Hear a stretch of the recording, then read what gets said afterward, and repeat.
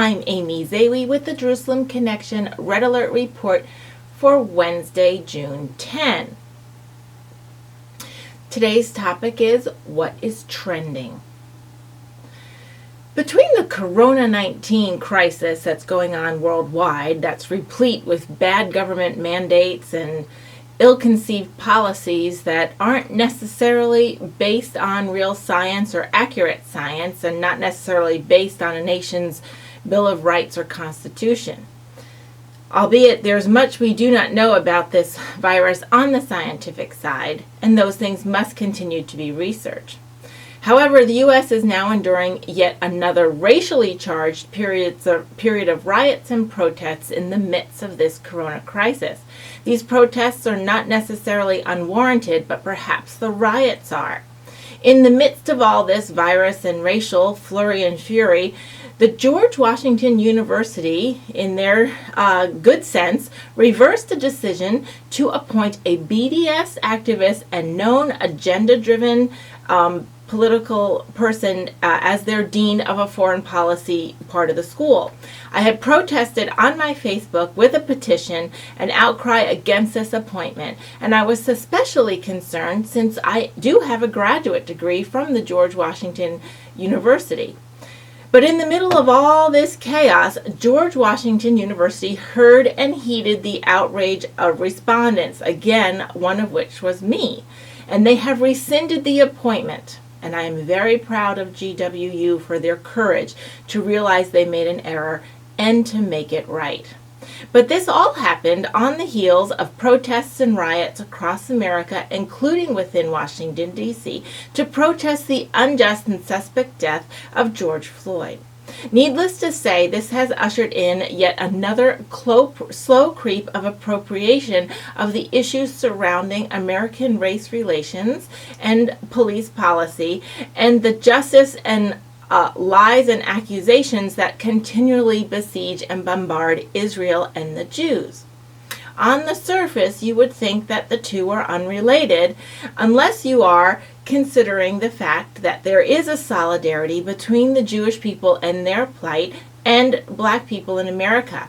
Martin Luther King Jr. had a very unique solidarity with the Jewish community and rabbis. They endured victimization over years and centuries. Within the last 2 centuries particularly, black Americans endured and then were released from slavery, and Jews endured the Holocaust. Each of these groups found brotherhood in their history with each other, history of enslavement, discrimination, prejudice, and oppression. While questionable origins of the current modern-day riots of this week and last, of these crowds that are vandalizing and looting and attacking anyone they see, the anti-Zionist, anti-Semite crowd has joined and has been adding to the chaos, blaming Israel of all people. Moreover, countless Jewish communities in Canada and in America have been targets of vandals and attacks in the name of justice for George, among others. The Jerusalem Post and other outlets have reported over the last 2 weeks that synagogues and kosher shops are being smashed during these riots. And I'm not going to call them race riots to differentiate them from the actual legitimate protests that are ongoing in many cities.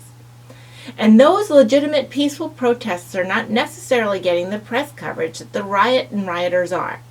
And let's not overlook our friendly Canadian neighbors to the north, who also had an uptick in vandalism at cemeteries and synagogues, and hateful messages graffitied on Jewish property. It's awful, the things that are being done towards Jewish people and their communities. And then there's the social media elites. British pop celebrity Dua Lipa, whose boyfriend is billionaire Anwar Hadid, son of Jordanian billionaire and real estate developer Mohammed Anwar Hadid, and sister to the famous Gigi Hadid, the model. They are posting equivalents of what is now the disgraced police officer in Minneapolis, with photos of alleged IDF soldiers hurting children. Nearly 46 million followers saw this woman's posts. She actually rescinded them after backlash. Thank God for the backlash, but it didn't stop the trickle down. I saw posts from local teens and young adults in my region who were retweeting the fake photos that these people had posted. These fake photos were so obvious.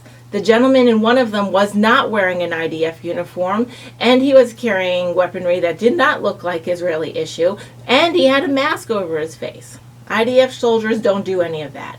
Upon careful analysis of the photo, like I said, it was obvious that this man was neither Jewish nor Israeli, nor anything to do with the IDF. I even sent it to a friend of mine in one of the ministries in Israel just to double check, and he said it is absolutely fake. I have never seen this type of mask, for example, this face concealment that was in this one particular photo that's been reposted, sitting next to a photo of the Minneapolis cop with his knee on poor Mr. Floyd. The PA, Palestinian Authority, has a long history of faking and doctoring photos and videos so that they can label the Israeli military personnel the aggressor and Arabs the mere victims. Many of these have been outed by finding cell phone videos of a larger context that show the staging of the event, or analysis of photographs that reveal the lack of accuracy in the actors and the photos and the identification of who the players are in those photos. If you have time to do a bit of research on history, you will find that rabbis in America did indeed have great solidarity with Dr. Martin Luther King Jr. and other civil rights leaders in the 1960s. A spiritual connection that recognizes the injustice, the prejudice, and the discrimination that each of these peoples have endured. The Jews, again, having just emerged from the European Holocaust, were eager to lock arms with the civil rights movement leaders in nonviolent, reasoned academic protests and debates and legislative changes. But changing laws is not the only fix. It's about changing hearts as well. In the words of Dr. King, I am convinced that even violent temperaments can be channeled through nonviolent discipline. If they can act constructively and express through an effective channel, their very legitimate anger can produce a change. May we apply these words to all of our children of God and keep a firm and consistent stand on the pursuit of truth and justice, each of which are elements of the character of God and His very image, which should be reflected in us, His children. Shavua Tov, and have a great week.